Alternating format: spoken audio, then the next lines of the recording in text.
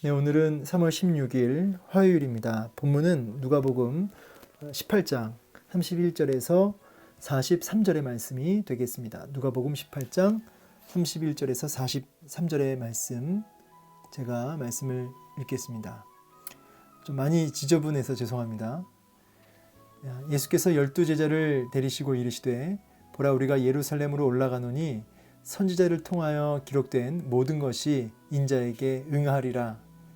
인자가 이방인들에게 넘겨져 희롱을 당하고 능욕을 당하고 침뱉음을 당하겠으며 그들은 채찍질하고 그를 죽일 것이나 그는 3일 만에 살아나리라 하시되, 제자들이 이것을 하나도 깨닫지 못하였으니 그 말씀이 감추었으므로 그들이 그 이르신 바를 알지 못하였더라. 여리고에 가까이 가셨을 때에 한 맹인이 길가에 앉아 구걸하다가 무리가 지나감을 듣고 이 무슨 일이냐고 물은데 그들이 나사렛 예수께서 지나가신다 하니, 맹인이 외쳐 이르되 다윗의 자손 예수여 나를 불쌍히 여기소서 하거늘 앞서가는 자들이 그를 꾸짖어 잠잠하라 하되 그가 더 크게 소리질러 다윗의 자손이여 나를 불쌍히 여기소서 하는지라. 예수께서 머물러 서서 명하여 데려오라 하셨더니 그가 가까이 오매 물어 이르시되 내게 무엇을 하여 주기를 원하느냐. 이르되 주여 보기를 원하나이다.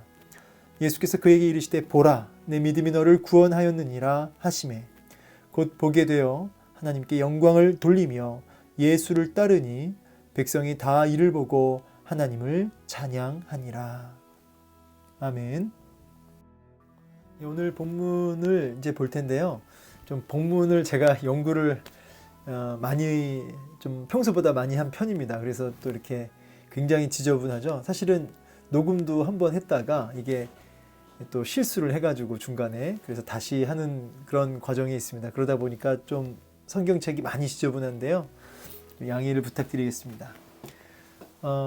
이 본문은 결국 예수님이 누구신지에 대해서 우리가 이제 확인하는 이런 본문이라고 할 수 있겠습니다. 예수님이 누구신가? 먼저 이 본문은 문맥적 흐름에서 우리가 이 본문을 조명해 보아야 하는데 18장 18절 우리 앞에로 가보면 이렇게 질문하죠. 이렇게 합니다. 어떤 관리가 물어 이르되 선한 선생이며 내가 무엇을 하여야 영생을 얻으리이까? 이 어떤 관리는 이제 부자 청년이라고도 하는데 이 관리가 영생에 대해서 이제 질문을 하죠. 그래서 무엇을 하여야, 무슨 행동을 뭔가 행위로 영생을 상속받을 수 있는지에 대해서 질문을 합니다. 자, 그런가 하면 이 질문과 함께 26절 볼까요? 26절에도 보니까 듣는 자들이 이르되 그런즉 누가 구원을 얻을 수 있을까요? 있나이까? 라고 역시 구원에 대한 질문을 하게 됩니다. 그러니까 영생에 대한 질문, 또 구원에 대한 질문, 같은 질문이죠. 지금 이 너무나 중요한 이 구원에 대한, 영생에 대한 질문에 대하여 우리 주님의 답은 무엇이죠? 27절에 18장 27절에 무릇 사람이 할 수 없는 것을 하나님은 하실 수 있느니라. 자, 그러니까 이제 사람은 할 수 없을 때 하나님은 다 하실 수 있느니라, 이 말씀하고 이제 같은 말씀이죠. 이 구원이라고 하는 것은 사람 편에서 할 수 있는 것이 아니라는 거죠. 사람의 힘, 어떤 능력, 자격에서 주어지는 것이 아니라, 노력에 의해서 획득되는 게 아니라 하나님이 하실 수 있는 것이라는 거죠. 하나님 편에서 주셔야만 되는 것이다 라고 말씀을 하시는 것입니다.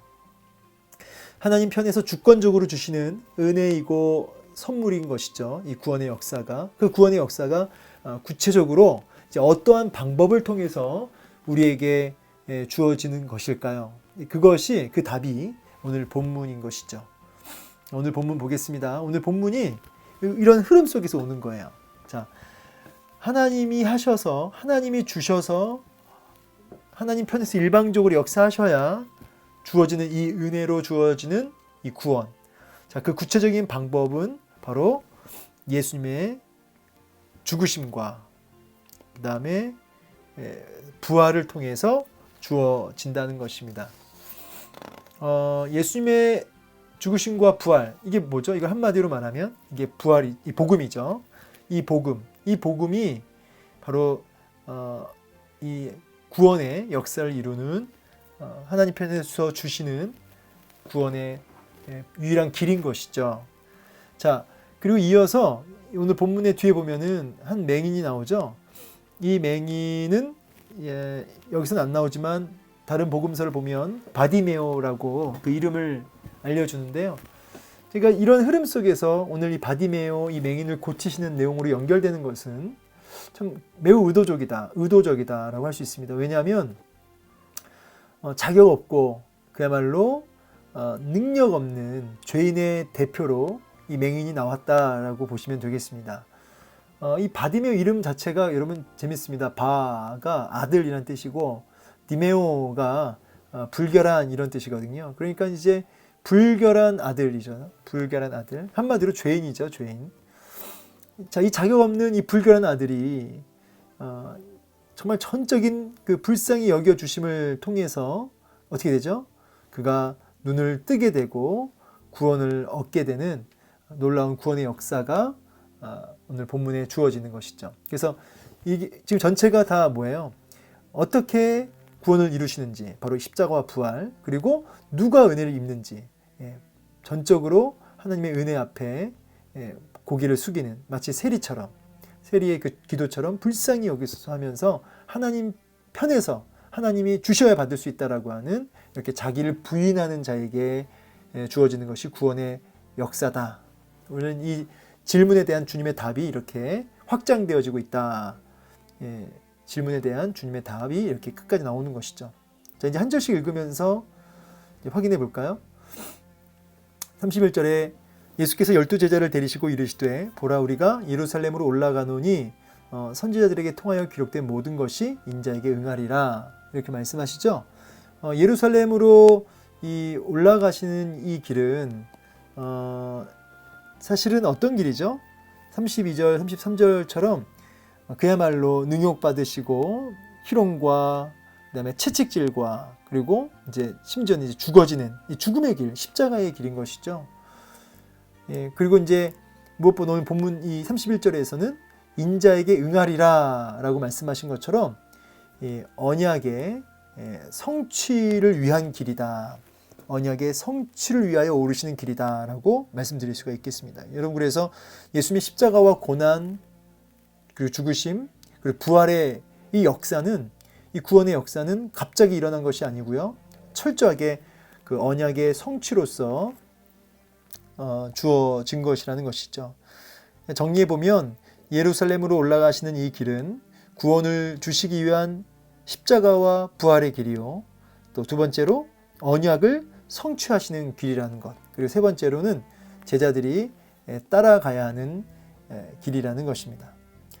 자, 32절과 33절에서 주님의 죽으심과 부활에 대해서 이제 언급되고 있는데요. 이게 사실 복음이라고 말씀드렸죠. 복음이 뭐냐? 십자가와 부활 이렇게 그 핵심을 짚으실 수 있어야겠습니다. 물론 이 복음에 대해서 제가 한번 얘기한 적이 있지만 핵심은 십자가와 부활이지만 그러나 그 좀 복음의 의미를 좀 더 잘 얘기하려면 하나님의 나라, 그 다음에 죄, 그 다음에 심판, 그죠? 그 다음에 십자가와 부활, 그죠? 그리고 이제 성화라고 해야 되나요? 성도로서 성화되는. 그래서 사실은 하나님 나라, 죄, 그로 인한 심판, 예수님의 십자가와 부활, 그리고 성화, 자라남. 여기까지 사실은 다 복음의 큰 그 핵심 범주. 근데 이 안에서도 핵심 키워드는 이제 십자가와 부활이라는 것이죠. 자, 어쨌든 오늘 이 본문에서 이 십자가와 이 부활의 복음을 제자들이 이제 직접적으로 듣게 되잖아요. 근데 이거는 오늘 본문에서는 이거 세 번째 좀 말씀하신 거예요. 처음 말씀하신 게 아닙니다. 세 번째 말씀하신 건데 그럼에도 불구하고 제자들은 이제 어떻게 돼요? 깨닫지 못했다 그러죠. 깨닫지 못했으니. 자, 왜 제자들은 여전히 깨닫지 못하고 있을까요? 여기 보니까 감추었다 그러죠. 감추었다. 분명히 감추어진 부분이 있습니다. 근데 언젠가는 이제 눈을 열어서 이제 보게 하시겠죠. 그죠? 나중에 보면은 이렇게 누가복음에 보면은 24장 45절 이에 그들의 마음을 열어 성경을 깨닫게 하시고 이런 깨닫게 하신 역사들이 분명히 이제 추후에 이제 있어집니다. 이제 예수님께서 부활하시고 나서요. 그런데 다른 복음서와 함께 보니까 지금 이 예루살렘으로 올라가는 이 길목에서 이 십자가로 향하는 이 죽음을 향하여 정말 거침없이 나아가는 이 길목에서 제자들은 끊임없이 다투는 모습을 보게 됩니다. 그 야고보와 요한은 그 치맛바람까지 동원해가지고 좌편 우편에 앉게 달라고 하잖아요. 자, 결국 이제 끊임없이 그 다툰 내용이 바로 그겁니다. 누가 크냐, 누가 더 실세냐. 참 웃기죠. 주님은 죽으러 가시는데 제자들은 서로 살겠다고 하는 것입니다. 그러니까 지금 제자들은 지금 예수님을 따르고는 있지만 세속적 영광과 탐심에 완전히 눈이 가려서 이 복음을 이제 깨닫지 못하고 있는 것이죠. 깨닫지 못하고 있는 것이죠. 여러분 동상이몽이란 말 들어보셨죠? 같이 있는데 몸은 전혀 다른 꿈을 꾸고 있는 것입니다. 그럼 이것은 제자라고 할 수 없죠. 제자는 같은 꿈을 꿀 수 있어야겠죠. 하나님의 눈물이 우리 가슴에 흘러야 된다고 하는 표현을 제가 종종 쓰는데 하나님의 마음이 우리 마음에 같이 있어야겠다 이 말입니다. 근데 이제 오늘 이런 생각합니다. 우리가 수많은 설교를 듣잖아요. 근데 우리도 깨닫지 못하는 경우가 많다는 거예요. 왜 그럴까요? 역시 오늘 제자들처럼 그러니까 세상의 영광, 헛된 성공에 참 우리도 목말라 하고 그것을 어쩌면 삶의 목적으로 삼고 있지 않을까. 자, 그래서 예수님은 내 꿈을, 내 목적을 이루는 수단으로 삼고 그렇게 종교 생활하는 경우가 얼마나 많은지 모르겠습니다. 좀 극단적으로 말하면 우리의 어떤 사업이나 자녀가 잘 되는 것, 여러분 우리가 그걸 놓고 기도 많이 하죠. 그런데 주님의 영광과는 전혀 상관이 없을 수 있다는 말씀을 드리고 싶어요. 주님의 영광을 위하여 우리 사업이 잘 되게 해주십시오. 우리 자녀가 잘 되게 해주십시오. 저는 사업이 기도 응답으로 잘 되셔가지고 교회를 출석을 못 하시는 분을 봤어요. 왜냐하면 사업이 너무 바빠서요. 너무 바쁘니까 이제 교회를 안 나오시더라고요. 못 나오시는 거죠. 자녀의 좋은 성적과 진학을 위해서 교회를 얼마든지 주일 성수를 하지 못하게 하는 중직자들도 있을까요, 없을까요? 네, 가슴 아픈 대답이라 그냥 각자에게 맡기겠습니다. 그러니까 여러분 주님의 영광이라는 명분 하에 사실은 내 욕심과 내 꿈을 이루고자 할 때가 많다는 거죠. 그리고 주님은 철저하게 수단인 거죠. 내 꿈을 이루기 위한 수단. 그렇게 말하지도 않고 그렇게 인식조차 못하고 있을 수 있어요. 그러나 그건 스스로 속이는 것이죠. 정확하게 진단할 필요가 있습니다. 자, 그러니까 제자들도 같은 거예요. 왜 깨닫지 못하냐? 왜 말씀이 이들을 깨닫지 못하느냐? 말씀이 문제가 아니고 복음의 문제가 아니고 제자들의 눈이 가려져 있는 것이죠. 눈이 가려진 제자들. 혹시 그 제자가 나는 아니냐? 그러니까 오늘 이제 여기 소경이 나오잖아요. 사실은 이 맹인과 이 맹인이 지금 같이 나오는 거예요. 누가 진짜 맹인이냐? 맹인이 맹인이냐? 제자가 맹인이냐? 이 무리들이 맹인이냐? 눈 뜬 사람들이 맹인으로 보이고요. 이 맹인은 진짜 사실 눈 뜨고 있음을 보게 돼요. 이제 그거는 이제 확인해 보겠습니다. 자, 여리고로 가까이 가셨을 때 실제로 여리고 지도 보면은 예루살렘에서 매우 가깝습니다. 한 30km 안짝인데 그래서 이 예루살렘 가는 그 진입로에 여리고 오면 보통 여기서 좀 쉬어간다고 그래요. 일반적으로. 자, 근데 어쨌든 이 근처에 왔는데 이 맹인이 이제 구걸하는 거죠. 근데 시끌시끌하니까 예수님이 지나가시니까 시끌시끌합니다. 그래서 이 맹인이 묻는 거죠. 뭔 일이냐, 무슨 일이냐. 그랬더니 주위 사람들이 뭐라고 그래요? 37절에 보니까 나사렛 예수께서 지나가신다. 자, 여기 나사렛 예수라고 하는 호칭에는 어떤 의미가 있나? 당시에 예수라고 하는 이름이 많았기 때문에 어떤 예수님을 이렇게 좀 구분해서 부르기 위해서 출신 지역을 언급한 걸 수도 있겠고, 또 어떤 그 주석을 보니까 그 왜 나다나엘이 말한 말씀 알지요, 여러분? 나사렛에서 무슨 선한 것이 나겠는가? 그러니까 이제 나사렛이라고 하는 그 지명이 가지는 의미가 좀 부정적이에요. 그래서 예수님을 좀 폄하하는 그 말로 이렇게 나사렛 예수라고 불렀다고 하는 그런 해석도 있습니다. 근데 중요한 건 뭐냐면 38절에 맹인이 예수님을 어떻게 부르죠? 맹인이 외쳐 이르되 다윗의 자손 예수여 나를 불쌍히 여기소서. 이 다윗의 자손이란 말은 메시아를 부르는 칭호입니다. 하나님 나라의 왕으로서 메시아를 부르는 칭호인데 이 호칭을 보면서 여러분 이 맹인은 정확하게 예수님이 누구신지를 지금 고백하고 있는 것이에요. 눈 뜨고 있는 제자나 무리들은 막 깨닫지도 못하고 나사렛 예수라고 그러고 그러는데 정작 육신의 눈이 감겨있는 이 맹인은 예수님을 정확하게 부르고 있어요. 그리고 더 나아가 이 세리의 기도처럼 앞에 나오는 부자와 세리, 그러니까 바리새인과 세리의 기도 있죠. 세리의 기도처럼 불쌍히 여기소서, 불쌍히 여기소서. 전적인 은혜만을 구하는 모습을 보게 됩니다. 사람으로는 할 수 없을 때 하나님으로서는 다 하실 수 있습니다. 라는 고백 그대로 하는 거죠, 사실은. 자, 맹인이 하도 소리치니까 이제 사람들이 조용히 하라는 거예요. 막 꾸짖습니다. 막아. 그런데 이 맹인이 어떻게 해요? 아랑곳하지 않고 더 크게 소리 지르며 다윗의 자손 예수여 불쌍히 여기소서 하며 예수님께 나아가는 모습 보게 됩니다. 여러분 중요한 질문 하나 하자면 교리적으로 참 믿음과 가짜 믿음에 대해서 이제 구분지어 설명할 때 참 믿음이 어디에서 나오느냐에 대해 나중에 한번 찾아보세요. 하이델베르크 요리문답 21문을 보면 그냥 함축해서 얘기할게요. 참 믿음이란 무엇입니까? 라는 질문에 참된 믿음은 하나님께서 그의 말씀 안에서 우리에게 계시하시는 모든 것을 참된 것으로 여기는 확실한 지식이라는 거예요. 확실한 지식. 뿐 아니라 내 마음속에서 일으키신 굳은 신뢰라는 거죠.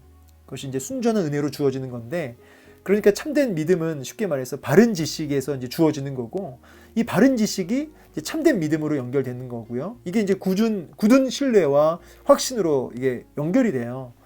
그래서 지금 다윗의 자손 예수라고 하는 이 바른 지식을 갖고 있으니까 그 안에 바른 믿음이 솟구쳐 올라오고, 그 바른 믿음이 이 확신과 열정으로 연결되어서 이런 가로막, 이런 꾸짖음에도 여의치 않고 그것을 뚫고 예수님께로 더 힘써 나아가는 모습을 보게 됩니다.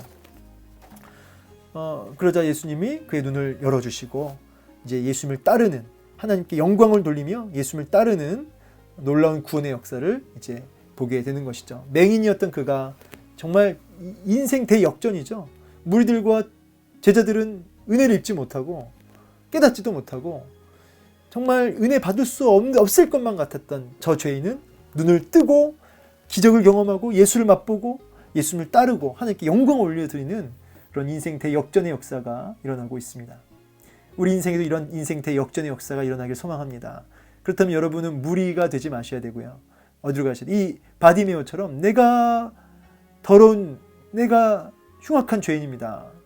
불쌍히 여겨 주시옵소서라는 이 고백의 자리로 가실 수 있어야겠죠. 자, 여러분 우리가 눈을 뜨고 있고 심지어 예수님을 따르는, 그래서 직분도 받고 있지만 오늘 혹시 내가 내 욕심과 내 세속적 영광을 목적 삼고 예수님을 수단 삼고 그렇게 내 욕심을 채우는 종교인은 아닌가라는 좀 이 질문 앞에 좀 서시기를 원합니다. 그래서 날마다 예수님을 좀 바르게 배우고 예수님을 알아가는 일에 힘쓰면서 우리 인생의 유일한 위로, 유일한 대안, 비전, 꿈, 오직 예수 그리스도만 되기를 소망합니다. 우리가 여호와를 알자, 힘써 여호와를 알자. 이렇게 오늘도 힘써 여호와를 알아가는 한 날 되기를 축원합니다. 감사합니다.